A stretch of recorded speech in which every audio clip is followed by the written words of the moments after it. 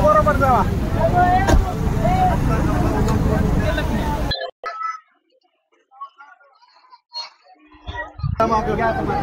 ट्रॅफिकला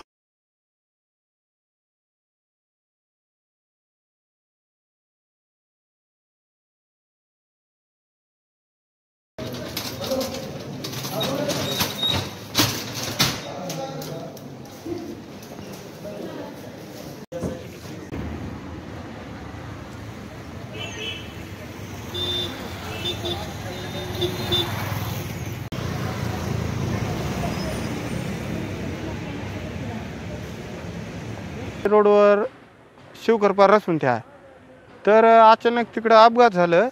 त्यावेळेस मी बी धावून गेलो। साहेबाची गाडी एकदम आली, धीरज देशमुख साहेबाची, ते रेणापूरकडून लातूरकडे जात होते। तर त्यांचा 2 माणसाचा अपघात झाले तिथं।